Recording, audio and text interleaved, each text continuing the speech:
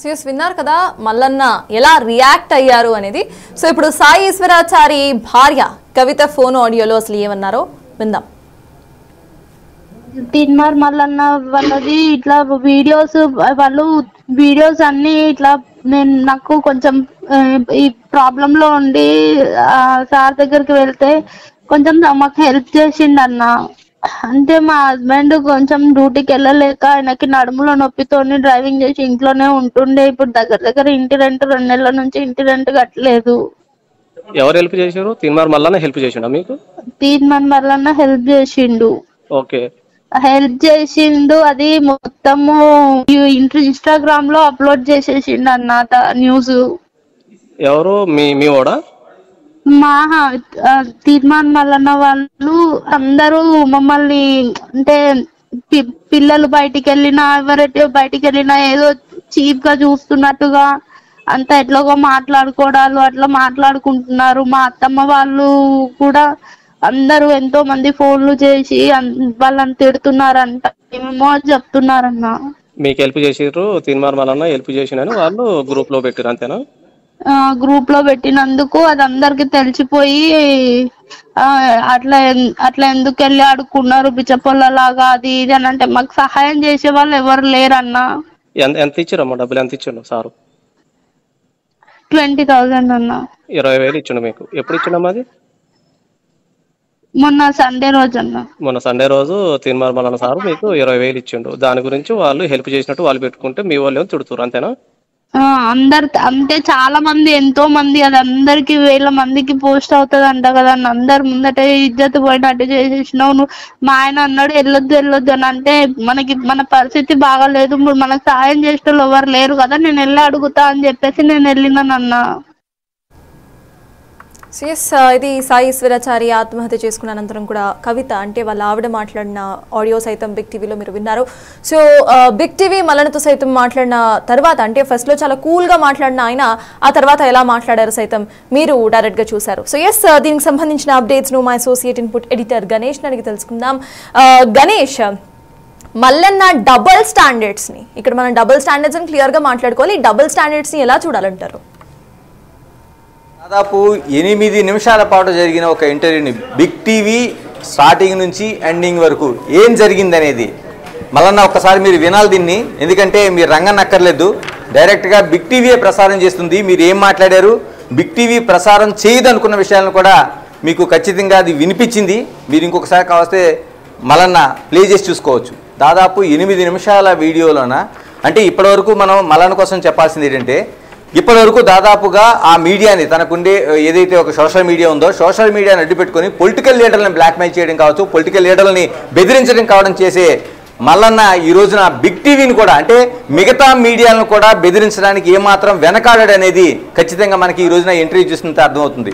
ఒకసారి మనం 8 నిమిషాల వీడియోను మనం ఒకసారి చూస్తే 8 నిమిషాల వీడియోలో దాదాపు 7 నిమిషాల పాటు ఇందుకు సంబంధించింది ఏదైతే బీసీలకు సంబంధించిన ఇష్యూస్ సంబంధించి ఆయన మాట్లాడిన తీరు కావచ్చు, లేకపోతే సాయి ఈశ్వరాచారి ఏదైతే ఆయన ఆత్మహత్య యత్నం చేసుకుని ఆ తర్వాత ఆసుపత్రిలో మరణించాడో ఆయనకు సంబంధించిన ఇష్యూ కావచ్చు, లేకపోతే ఆయన భార్య కవిత మాట్లాడిన సంబంధించిన ఇష్యూ కావచ్చు, దానిపైన మాట్లాడుతూ ఆయన మాటలనేవి మొత్తం మనం టోటల్గా విన్నాం. అంటే ఈశ్వరాచారి ఏదైతే బిగ్ టీవీకి సంబంధించిన ఇష్యూని ఒక క్లారిఫై చేసుకోవడం కోసం, ఎందుకంటే మల్లన్న ఆఫీస్కి వెళ్ళాడు, ఆయన మల్లన్న సహాయం చేశాడనేది ఇష్యూ బయటకు వచ్చింది. దానిపైన మల్లన్న సహాయం చేశాడన్నారు. మల్లన్న ఏదైతే ఆఫీస్ ఉందో ఆఫీస్ ముందే ఆయన పెట్రోల్ పోసుకొని ఆత్మహత్య యత్నానికి పాల్పడ్డాడు, ఆ తర్వాత ఆసుపత్రిలో మరణించాడు. దీనికి సంబంధించింది ముందుగా అనేక కథనాలు, అంటే నిజంగానే ఆయన బీసీ ఉద్యమానికి ఆహుతయ్యాడా లేకపోతే ఆర్థిక ఇబ్బందులు అనేది అనేక కథనాల తర్వాత 24 గంటల తర్వాత ఒక క్లారిటీ వచ్చేలాగా ఒక వీడియో వచ్చింది. ఎందుకంటే మల్లన్న ఆఫీసుకి ఈశ్వరాచారి భార్య కవిత వెళ్ళింది. కవిత వెళ్ళిన తర్వాత అక్కడ ఆయన్ని ఆర్థిక పరిస్థితులు చెప్పటం, ఆయన సహాయం చేస్తానని చెప్పడం, ఆ వీడియో అనేది వచ్చింది. ఆ తర్వాత దీన్ని సోషల్ మీడియా వేదికగా పెట్టడం వల్లనే ఏదైతే కవిత స్పష్టంగా ఈరోజు వచ్చిన ఆడియో ఏదైతే ఉందో ఆడియోలో స్పష్టంగా ఆమె చెప్పదలుచుకుంది ఇందులోన ఏదైతే ఈ వీడియో ఉందో ఆవిడ రావడం దగ్గర నుంచి మల్లన్న సంబంధించిన వాళ్ళు ఎవరో దాన్ని షూట్ చేసినట్టున్నారు. టోటల్గా ఆమె వచ్చి ముగ్గురు పిల్లల్ని వేసుకొని తన ఆర్థిక పరిస్థితిని చెప్పడం, ఈశ్వరాచారి ఏ విధంగా ఉన్నాడో ఆ పరిస్థితిని చెప్పడం ఎన్ని వివరించిన తర్వాత నిజంగా మల్లన్న ఇంటర్వ్యూలో కూడా చెప్పాడు. దాన్ని మేము క్లారిఫై చేసుకున్న తర్వాత మాత్రమే ఒక 20,000 రూపాయలు సహాయం చేశామనేది ఆయన చెప్పాడు. కాబట్టి ఆ వీడియో ఏదైతే ఉందో దాన్ని సోషల్ మీడియా వేదికగా అటు సోషల్ మీడియా ట్విట్టర్లో కావచ్చు, లేకపోతే మిగతా ఎక్కువ సోషల్ మీడియా ప్లాట్ఫామ్లో ఉన్న ఆయన సంబంధించి ఇన్స్టాగ్రామ్ సంబంధించిన పెట్టడం కావచ్చు, దీంతో ఆమె స్పష్టంగా చెప్పింది ఆ ఆడియోలోన దీనివల్ల ఒక అవమానం జరిగింది. ముగ్గురు పిల్లలకి సంబంధించి ఉన్న వీడియో కాబట్టి దానితో ఒక అవమానం జరిగింది మా కుటుంబానికి. దీంతో కుటుంబానికి సంబంధించిన రక్త సంబంధికులు కావచ్చు, లేకపోతే స్నేహితులు కావచ్చు, లేకపోతే బంధువులు కావచ్చు, వీళ్ళందరూ దాన్ని ప్రశ్నించారు. దీనివల్ల కొంత అవమానం జరిగింది. దానివల్ల దాన్ని పోస్ట్ చేసింది కూడా మల్లన్నకు సంబంధించిన ఆఫీసు వాళ్ళు అనేది అవి స్పష్టంగా చెప్పింది. దీనిపైన ఒక క్లారిటీ తీసుకొని బిగ్ టీవీ వెళ్తే దాదాపు 8 నిమిషాల ఆ ఇంటర్వ్యూలో ఆయన ఎంత స్మూత్గా మాట్లాడాడు. ముందుగా రిజర్వేషన్లకు సంబంధించి బలిదానం చేసుకున్నాడని ఈయనే డిక్లరేషన్ చేశాడు. అంటే ఎవరైతే ఈశ్వరాచారి ఉన్నాడో ఈశ్వరాచారి ఆత్మ బలిదానం చేసుకున్నాడు అనేది ఆయన చెప్పాడు. ఆయనకి ఆర్థిక సహాయం చేసిన దానిపైన వచ్చిన దాన్ని ఆయన స్పష్టంగా చెప్పాడు. మరోవైపు అంటే అన్ని విషయాలు కూడా ఆయన రావడం, ఆర్థిక విషయాలని చెప్పడం, ఆ తర్వాత తన సహాయం చేయడం, దాన్ని క్రాస్ చెక్ చేసుకోవడం, ఆ కుటుంబాన్ని ఆయన తర్వాత తన దగ్గరికి వచ్చి ఒక రోజున ఫోన్లో ఆ భార్య మాట్లాడిన తర్వాత ఆయన క్రాస్ చెక్ చేసుకునేటప్పుడు ఈశ్వరాచారి కూడా ఆ ఫోన్లో మాట్లాడి తన ఆర్థిక ఇబ్బందులను తీసుకొచ్చి చెప్పాడు.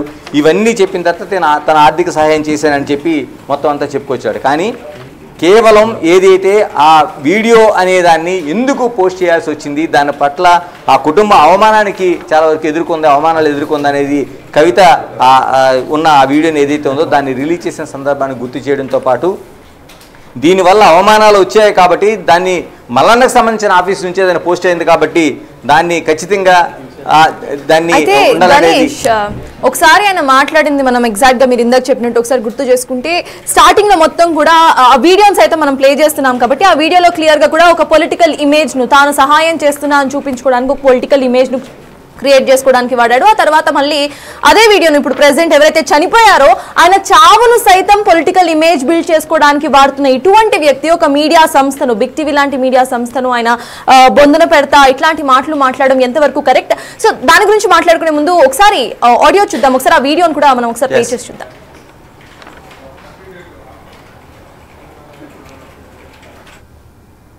తీన్మార్ మల్లన్న వాళ్ళది ఇట్లా వీడియోస్ అన్ని ఇట్లా నాకు కొంచెం ఈ ప్రాబ్లం లో ఉండి సార్ దగ్గరికి వెళ్తే కొంచెం మాకు హెల్ప్ చేసిండు అన్న. అంటే మా హస్బెండ్ కొంచెం డ్యూటీకి వెళ్ళలేక ఆయనకి నడుములో నొప్పితోని డ్రైవింగ్ చేసి ఇంట్లోనే ఉంటుండే. ఇప్పుడు దగ్గర ఇంటి రెంట్ 2 నెలల నుంచి ఇంటి రెంట్ కట్టలేదు. ఎవరు హెల్ప్ చేశారు? తీన్మార్ మల్లన్న హెల్ప్ చేసిండా మీకు? తీన్మార్ మల్లన్న హెల్ప్ చేసిండు. ఓకే, హెల్ప్ చేసిండు. అది మొత్తము ఇన్స్టాగ్రామ్ లో అప్లోడ్ చేసేసిండు అన్న న్యూస్. ఎవరు మీ ఓడా? మా తీర్మాన్ మల్లన్న వాళ్ళు అందరూ మమ్మల్ని అంటే పిల్లలు బయటికి వెళ్ళినా ఎవరైతే బయటికి వెళ్ళినా ఏదో చీప్ గా చూస్తున్నట్టుగా అంత ఎట్లాగో మాట్లాడుకోవడాలు అట్లా మాట్లాడుకుంటున్నారు. మా అత్తమ్మ వాళ్ళు కూడా అందరూ ఎంతో మంది ఫోన్లు చేసి వాళ్ళని తిడుతున్నారంట, ఏమేమో చెప్తున్నారన్న. మీకు హెల్ప్ చేసిర్రు, తీన్మార్ మల్లన్న హెల్ప్ చేసినని వాళ్ళు గ్రూప్ లో పెట్టారు అంతేనా? గ్రూప్ లో పెట్టినందుకు అది అందరికి తెలిసిపోయి అట్లా ఎందుకు వెళ్ళి ఆడుకున్నారు బిచ్చపొల్లలాగా అది ఇది అని అంటే మాకు సహాయం చేసే వాళ్ళు ఎవరు లేరన్నా. ఎంత ఇచ్చారమ్మా డబ్బులు? ఎంత ఇచ్చిండు సారు? 20,000 అన్న. 20,000 ఇచ్చిండు మీకు. ఎప్పుడు ఇచ్చిండమ్మా అది?